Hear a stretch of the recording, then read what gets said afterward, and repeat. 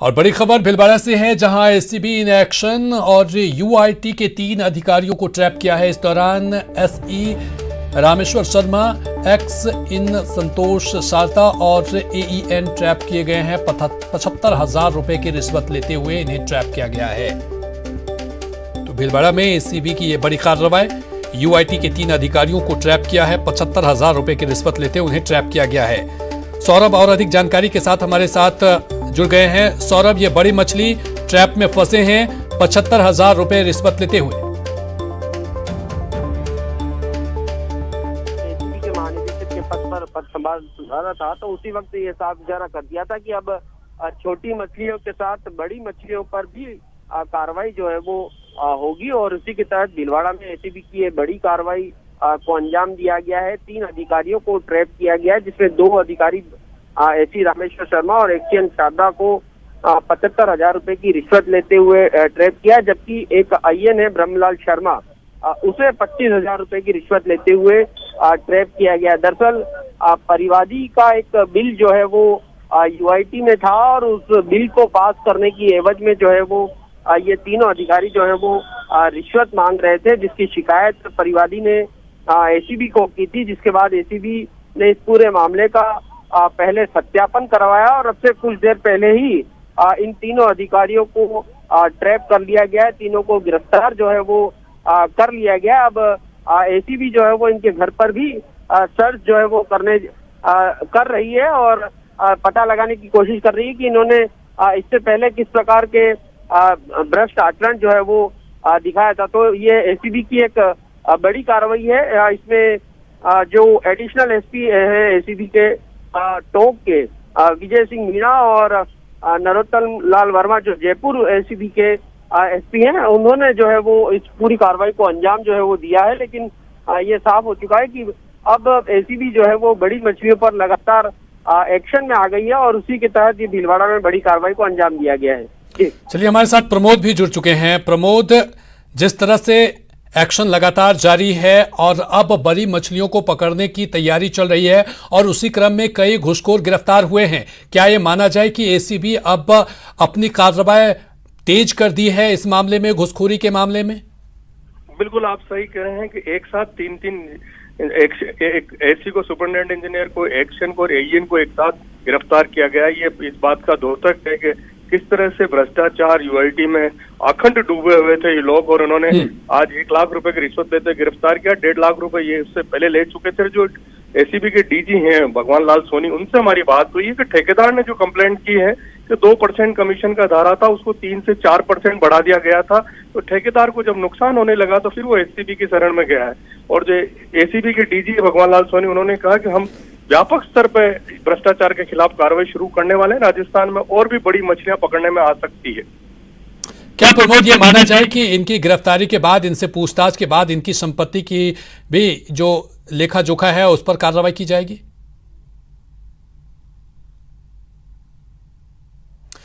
तो चलिए, ये बड़ी खबर आपको बता रहे हैं, जहां पर भीलवाड़ा में एसीबी बड़ी कार्रवाई की है। यूआईटी के 3 अधिकारियों को ट्रैप किया है। 75,000 रुपए की रिश्वत लेते उन्हें ट्रैप किया गया है। चलिए, बढ़ेंगे अगली खबर की तरफ। केंद्र की आज किसानों से बातचीत होगी। केंद्र से चौथे दौर की बातचीत होगी। दोपहर 12 बजे विज्ञान भवन में यह बातचीत होगी। बसों से विज्ञान भवन पहुंचेंगे किसान नेता।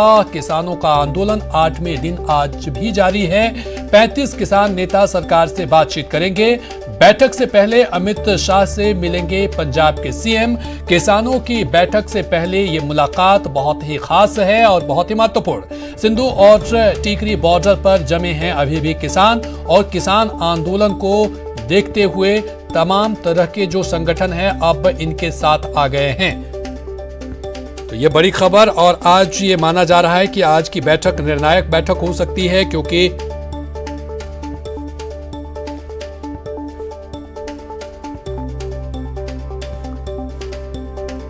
चलिए, और अधिक जानकारी के साथ शंकर आनंद हमारे साथ जुड़ चुके हैं। शंकर, आज की बैठक निर्णायक बैठक, क्या यह माना जाए कि आज जब 12 बजे किसान संगठनों के साथ बैठक होगी और फिर पंजाब के सीएम के साथ भी आज अमित शाह की मुलाकात होगी। तो आज बहुत कुछ निर्णय और बहुत कुछ तस्वीरें साफ हो जाएगी इस बैठक के बाद।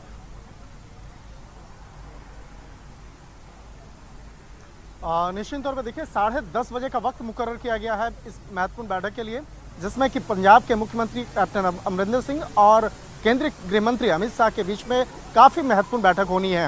और इस बैठक का जो मुख्य उद्देश्य है कि किस तरह से कृषि बिल से संबंधित और किस तरह से किसानों का जो विरोध प्रदर्शन चल रहा है, किस तरह से इस मसले का एक बीच का रास्ता निकाला जाए, एक उचित समाधान निकाला जाए, जिसके बाद किसान जो है इस मसले पर सहमति अपनी जताए, जिससे कि जो विरोध प्रदर्शन चल रहा है उसको खत्म किया जा सके। तो एक तरह से कहा जा सकता है कि केंद्रीय गृह मंत्री अमित शाह और पंजाब के मुख्यमंत्री अमरिंदर सिंह के बीच में यह आज काफ़ी महत्वपूर्ण बैठक होने वाली है। और इसी बैठक के बाद ठीक तकरीबन 12:30 बजे का वक्त मुकर्रर किया गया है किसान के प्रतिनिधियों और केंद्र सरकार के प्रतिनिधियों के बीच में बातचीत करने के लिए। आज ये दूसरे राउंड की आज बातचीत होगी जो विज्ञान भवन में होगी, और उसके लिए तमाम वो दस्तावेज जो तैयार करके जो किसानों के द्वारा भेजा गया था उस मसले पर एक एक जितने भी क्लॉज है, जितने भी उसमें संशोधन की जो प्रक्रिया है उसके लिए एक डिमांड की गई, मांग की गई। तो आज बाकायदा उस मसलों पर बातचीत होगी, काफ़ी विस्तार से चर्चाएं होगी। तो कहा जा सकता है कि आज दिन भर ये बैठक का जो दौर आज विज्ञान भवन में चलने वाला है वो काफ़ी महत्वपूर्ण होने वाला है, जो आज इस मामले की नींव भी रखेगी। क्या ये मामले में जो आंदोलन चल रहा है, किसानों का जो आंदोलन चल रहा है, क्या ये आंदोलन आगे भी चलेगा या आज इस मामले पर एक कोई बीच का रास्ता निकाला जा सकता है। निश्चित तौर पे आज इन दोनों महत्वपूर्ण बैठक पर ध्यान रखने की आवश्यकता होगी। और 10:30 बजे का वक्त जो मुकर्रर किया गया है केंद्रीय गृह मंत्री और कैप्टन अमरिंदर सिंह के बीच में, उस पर देखना लाजमी होगा कि उन दोनों के बीच में क्या बात बनती है और किस मसलों को लेकर बाकायदा आपसी सहमति बनती है। शंकर, ये सवाल उठ रहा है कि चूंकि बैठक में आश्वासन दिया जा रहा है, पहले भी जो बैठक हुई थी उसमें कहा गया कि जो भी जरूरी चीजें हैं, शिकायतें हैं, उसे दूर करने की कोशिश करेंगे, लेकिन किसान संगठनों का कहना है कि अब आश्वासन से काम नहीं चलेगा, उन्हें लिखित चाहिए। एमएसपी को लेकर के और तमाम तरह की जो समस्याएं हैं उसके लिए उन्हें लिखित पत्र चाहिए, तभी जाकर वो मानेंगे और आंदोलन को खत्म करेंगे। तो ऐसी स्थिति में क्या ये निर्णय लिया जाएगा या फिर ये आंदोलन यूं ही बदस्तूर चलता रहेगा?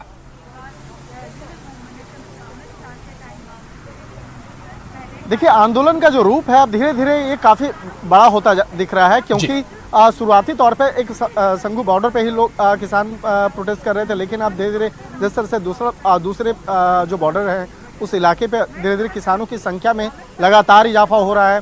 इसके साथ ही जो अगर बात करें जो उत्तर प्रदेश से जो सीमा लगता है दिल्ली का, उस गाजीपुर बॉर्डर पे भी काफ़ी लोग अब आ रहे हैं। इसके साथ ही जो फरीदाबाद से जो बॉर्डर लगता है बदरपुर और हरियाणा का बॉर्डर, उस जगह पे भी आप काफ़ी किसान संगठन पहुंच रहे हैं जो हरियाणा से बॉर्डर सटा हुआ है।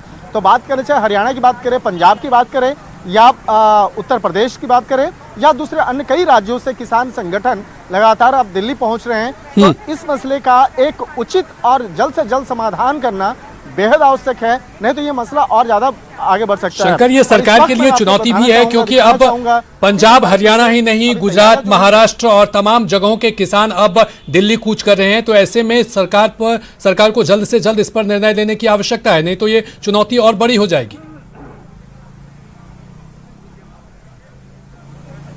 निश्चित तौर पर देखिए, अभी कुछ खबरें आ रही थी, मध्य प्रदेश से काफ़ी किसान चले हैं, इसके साथ ही राजस्थान से काफ़ी किसान जो हैं वहाँ से चल के राजधानी दिल्ली पहुँच रहे हैं। अगर ये तमाम किसान संगठन अगर राजधानी दिल्ली में प्रवेश करते हैं या अगर सीमा तक ही पहुँचते हैं तो कहीं न कहीं एक जो अनौपचारिक तौर पर एक दबाव जो है वो लगातार बढ़ता जाएगा। और इस मामले पर कोशिश की जा रही है कि जितना जल्द से जल्द एक उचित समाधान हो। तो उचित समाधान क्या हो सकता है? यहाँ पर किसान जो भी मांगे हैं उसकी वो लिखित तौर पे मांग कर रखी है। लिखित तौर पे जब तक नहीं दिया जाएगा तब तक वो नहीं मानेंगे।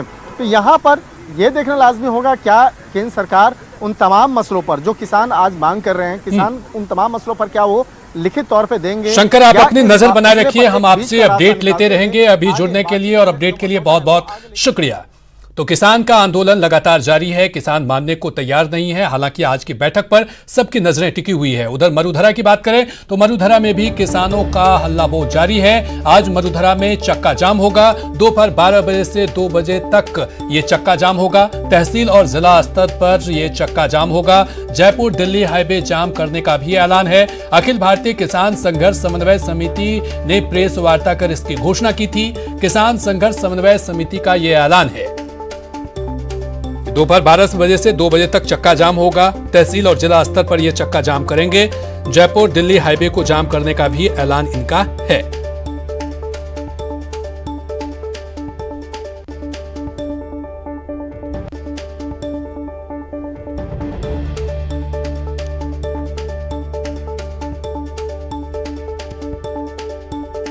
तो उधर अलवर में किसानों का महापड़ाव जारी है। हरियाणा बॉर्डर पर महापड़ाव जारी है। कृषि बिल के विरोध में ये नारेबाजी कर रहे हैं। रात भर बॉर्डर पर डटे रहे हैं किसान। दिल्ली कूच पर किसान करेंगे आज फैसला।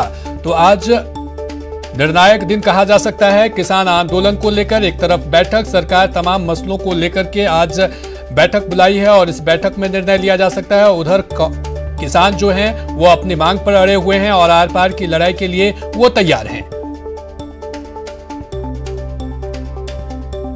चलिए अलवर से हमारे साथ संवाददाता राजेंद्र शर्मा जुड़ चुके हैं। राजेंद्र, क्या कुछ है तस्वीर अलवर की, क्या कुछ किसान कह रहे हैं? चूंकि एक तरफ आज महत्वपूर्ण बैठक होने वाली है लेकिन किसान अब आर पार के मूड में है।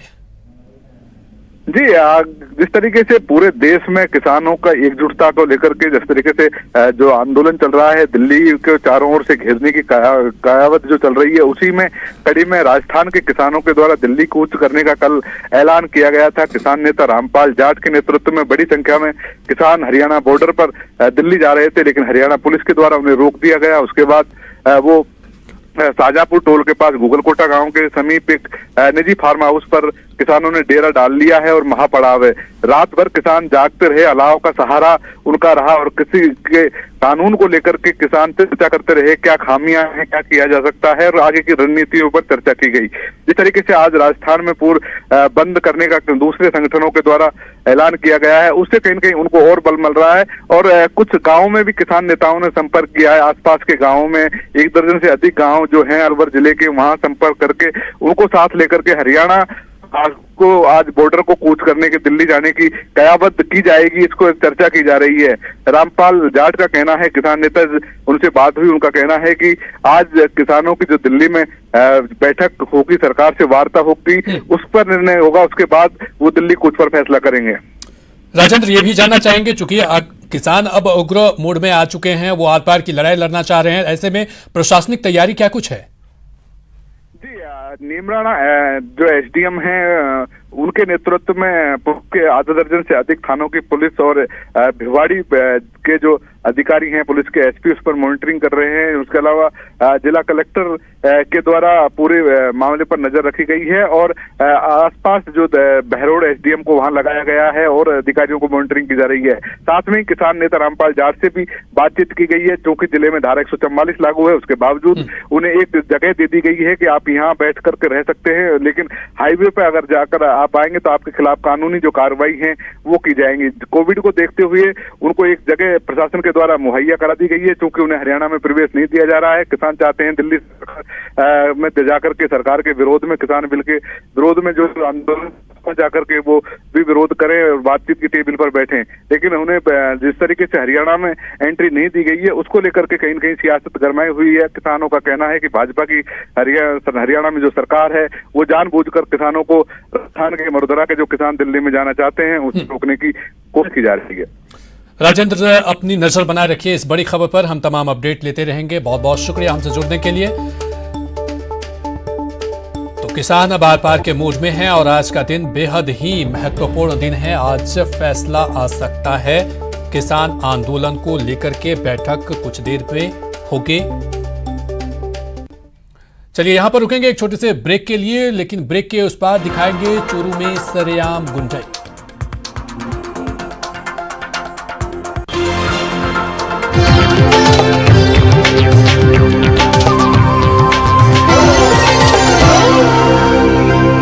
आप सभी का स्वागत है। रुक करेंगे अगली खबर की तरफ और बड़ी खबर श्रीगंगानगर से है। श्रीगंगानगर में पंजाब पुलिस की ये बड़ी कार्रवाई सामने आई है। शराब माफियाओं के खिलाफ कार्रवाई की गई है। सैकड़ों लीटर शराब की भट्टियों को ध्वस्त किया गया है। 50,000 लीटर कच्ची शराब भी बरामद किया गया है। इस दौरान तो शराब माफियाओं के खिलाफ कार्रवाई, 50,000 लीटर कच्ची शराब को बरामद किया गया है। पंजाब पुलिस की ये बड़ी कार्रवाई। चलिए और अधिक जानकारी के साथ हमारे साथ अशोक जुड़ चुके हैं। अशोक, ये पंजाब पुलिस की ये बड़ी कार्रवाई और शराब माफियाओं की भट्टियों को यहां पर ध्वस्त किया गया है, क्या कुछ जानकारी इस बाबत? देखिए कल्याण, ये न केवल पंजाब पुलिस की कार्रवाई है बल्कि इसमें श्री गंगानगर पुलिस के द्वारा भी सहयोग किया गया था। श्री गंगानगर पुलिस और पंजाब पुलिस दोनों की ये संयुक्त कार्रवाई अल सुबह हिंदू बकोल थाना क्षेत्र में शुरू हुई, जहां पर गंग कैनाल के किनारे पर मौजूद सैकड़ों भट्टियां जिनसे कच्ची शराब का निर्माण किया जा रहा था, न केवल उन सैकड़ों भट्टियों को नष्ट किया गया बल्कि हजारों लीटर कच्चे शराब लाहन को भी हिंदूमल कोट पुलिस के साथ साथ पंजाब पुलिस ने नष्ट कर दिया है। अल सुबह ये 5 बजे कार्रवाई हुई और जो लगभग अभी जानकारी हमें ये मिल रही है कि अब तक ये कार्रवाई जारी है, जिसमें सैकड़ों अवैध भट्टियां नष्ट की गई और साथ ही हजारों लीटर लाहन को नष्ट किया गया है। गौरतलब है कि श्री गंगानगर के हिंदूमल कोट थाना क्षेत्र में गंग कैनाल के नजदीक कई सारी भट्टियां हैं जो लगभग इस कच्ची शराब के निर्माण में और कच्ची शराब के व्यापार में जुड़ी हुई है और श्री गंगानगर पुलिस के द्वारा लगातार ये कार्रवाई की जा रही है ताकि लोग कच्ची शराब के सेवन से बचें और जहरीली शराब के सेवन से होने वाले दुष्प्रभावों को भी बचाया जा सके। क्या किसी की गिरफ्तारी हुई है, किसी शराब माफिया की? देखिए, जैसे अल सुबह ही ये कार्रवाई चली हुई तो जो कच्ची शराब के जो निर्माता थे, जो वहाँ पे काम करने वाले लोग थे, वो अल सुबह वहां से मौके से फरार हो गई भनक लगते ही। लेकिन फिलहाल पुलिस की कार्रवाई जारी है। अभी भी मौके पर आसपास के क्षेत्रों में सर्च ऑपरेशन चलाया जा रहा है। कच्ची शराब जो लाहन होती है उसको नष्ट कर दिया गया है और इसके व्यापार करने वालों लोगों की अभी तलाश जारी है। बहुत बहुत शुक्रिया अशोक तमाम जानकारी के लिए। आप अपनी नजर बनाए रखिए। तो श्रीगंगानगर और पंजाब पुलिस की ये बड़ी कार्रवाई, शराब माफियाओं के खिलाफ ये कार्रवाई की गई है। 50 लीटर कच्चे शराब को बरामद किया गया है, वहीं भट्टियों को भी नष्ट किया गया है।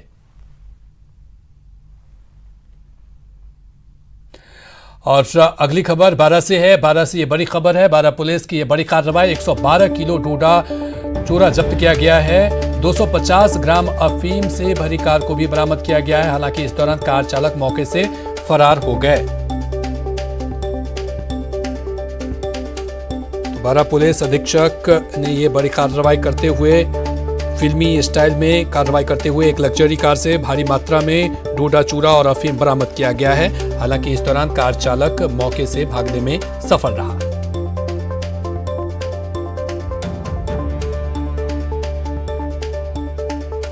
चलिए विपिन और अधिक जानकारी के साथ हमारे साथ जुड़ चुके हैं। विपिन, जिस तरह से लगातार अफीम के कारोबार को लेकर के छापेमारी जारी है, अफीम और डोडा पोस्ट लगातार बरामद हो रहे हैं, लेकिन जो कारोबारी हैं वो उनका मनोबल बढ़ता जा रहा है। लगातार इस तरह के कार्रवाई में वो संलिप्त रहते हैं। ऐसे में क्या माना जाए कि पुलिस की तरफ से कहीं न कहीं चूक है जिस वजह से इनका मनोबल बढ़ा हुआ है? जी, ये बताना चाहूंगा, लंबे समय से जो है 12 जो जिला है, 12 जिले का जो विशेष स्तरीय क्षेत्र है, हरनौदा, साजी, छबड़ा और छिपा बड़ौद, यहाँ पर अफीम की खेती बहुत काफी समय से होती आई थी और अभी भी सरकार द्वारा यहाँ पट्टे दिए जाते हैं। तो कहीं ना कहीं अफीम के लिए माकूल जगह है और ये जो क्षेत्र है मध्य प्रदेश भी लगता है उधर और झालावाड़ जिले का जो बॉर्डर है वो है। तो कहीं ना कहीं एक जो लोग हैं यहाँ, एक अफीम और जो डोडा चूड़ा है उसकी तस्करी लगातार यहाँ से होती रहती है और सालों से कई बार यहाँ बड़ी तस्करियों की वारदातें हुई हैं और ऐसा नहीं है कि यहाँ पकड़ा नहीं जाता। पुलिस जो है काफी मुस्तैद है और काफी कार्रवाइयां भी कर रही है लगातार, लेकिन जो अफीम के जो बड़े स्तर पे तस्कर है, क्योंकि एक मोटा पैसा जो है वो यहाँ नजर आता है तस्करों को अफीम की तस्करी में, तो इस कारण अफीम तस्कर जो है लग्जरी गाड़ियां यूज कर रहे हैं। देखा अभी सामने आज भी आया है मामला। तो कहीं ना कहीं ये लोग जो है रुक नहीं पा रहे हैं क्योंकि एक मोटा जाल जो है वो बिछा हुआ है और पुलिस उस जाल के तह तक नहीं पहुंच पा रही है। बहुत बहुत शुक्रिया तमाम जानकारी के लिए विपिन। तो यहाँ पर डोडा पोस्ट और अफीम बरामद किया गया है, ये बड़ी कार्रवाई मानी जा रही है। 112 किलो डोडा चूरा जब्त किया गया है, जबकि 250 ग्राम अफीम से भरी कार को भी बरामद कर लिया गया है।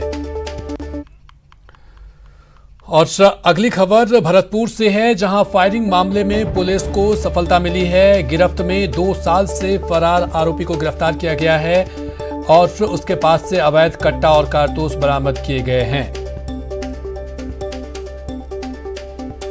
तो लखनपुर थाना पुलिस ने 2 साल से फरार चल रहे फायरिंग के मामले में एक आरोपी को गिरफ्तार किया है। पुलिस ने आरोपी के कब्जे से अवैध कट्टा और जिंदा कारतूस बरामद किया है। थाना प्रभारी पंजाब सिंह ने बताया कि करीब 2 साल पहले जानलेवा हमले के मामले में आरोपी फरार चल रहा था, जिसको गिरफ्तार कर लिया गया है। आरोपी सुरेंद्र सिंह को गिरफ्तार कर उससे पूछताछ जारी है।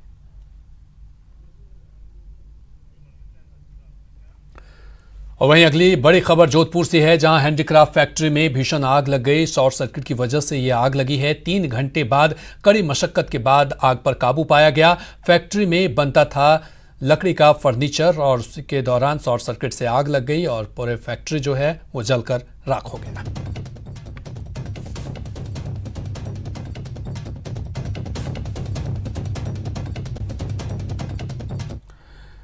वहीं जोधपुर पुलिस को बड़ी सफलता हाथ लगी है। हरियाणा से गिरफ्तार हुआ है दुष्कर्मी का आरोपी। 11 साल की नाबालिग से किया था दुष्कर्म और दुष्कर्म के बाद फरार हो गया था आरोपी, जिसके बाद पुलिस ने उसे गिरफ्तार कर लिया। चलिए और अधिक जानकारी के साथ ललित हमारे साथ जुड़ चुके हैं। ललित, ये बड़ी कार्रवाई पुलिस की मानी जाए और आखिरकार ये आरोपी गिरफ्तार ही हो गया। देखिए, निश्चित तौर पर बासनी करीब 23 नवंबर की घटना है, जब इस नरेश कुमार के नाम के आरोपी ने 11 साल की मासूम के साथ दुष्कर्म किया था। तब से ये फरार था। पुलिस ने कई टीमें बना रखी थी। आखिरकार हरियाणा में इसकी ट्रेसिंग हुई और हरियाणा से इसको गिरफ्तार किया गया है और बासनी पुलिस इसको यहाँ लेकर आई है। फिलहाल पुलिस आज इसका रिमांड लेगी और कहीं न कहीं बहुत बड़ी कार्रवाई कही जाएगी पुलिस की। बहुत बहुत शुक्रिया तमाम जानकारी के लिए ललित। तो हरियाणा से गिरफ्तार हुआ है दुष्कर्म का आरोपी। 11 साल की नाबालिग से ये दुष्कर्म किया था और इसके बाद वो फरार चल रहा था, जिसके बाद पुलिस ने अपने शिकंजे में उसे ले लिया है। और बीकानेर के नौखा से ये खबर है, जहां बेरमसर सरपंच की गाड़ी लूटने का मामला सामने आया है। एटीएम के पास से लूटी गई थी गाड़ी। लूट की गाड़ी को बरामद कर लिया गया है। बजरी के खानों में पड़ने से गाड़ी को नुकसान हुआ है। पूर्व नेता प्रतिपक्ष रामेश्वर टूडू के परिवार की बताई जा रही है गाड़ी।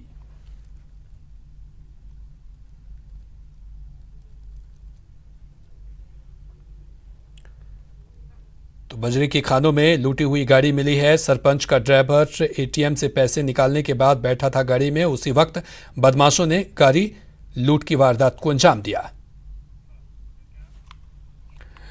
और बढ़ेंगे अगली खबर की तरफ। और बड़ी खबर जैसलमेर से सामने आई है। भारत पाक बॉर्डर से एक संदिग्ध को गिरफ्तार किया गया है। नेपाली युवक के पकड़े जाने की खबर सामने आ रही है। बीएसएफ के जवानों ने नेपाली युवक को पकड़ा था। युवक भुट्टेवाला के पास संदिग्ध हालत में घूम रहा था। पूछताछ में युवक ने अपना नाम चंद्र वसंत बताया था, साथ ही खुद को नेपाल का रहने वाला कह रहा था। युवक की माने तो वो दशहरे के दिन घर से निकला था, रास्ता भटक जाने के कारण जैसलमेर पहुंच गया।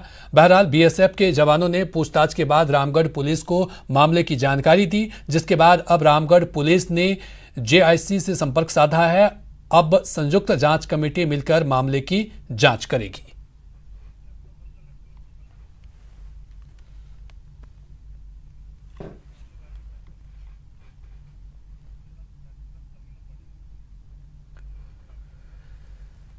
उम्र छोटी काम बड़े, कहते हैं एक जीनियस की झलक उसके बचपन में ही मिल जाती है। वो किसी भी फील्ड में जीनियस बन सकता है, खेल में, पढ़ाई में, आर्ट में या किसी और ही क्षेत्र में। वो शायद आपके आसपास हो या फिर दूर। अगर आप जानते हैं किसी ऐसे इंडियन को जो यंग जीनियस हो और जिसे आना चाहिए दुनिया के सामने, तो आज ही रजिस्टर कीजिए news18.com/younggenius या बैजूज ऐप डाउनलोड करें और यंग जीनियस सेक्शन विजिट करें। बैजूज यंग जीनियस न्यूज 18 की एक पहल है।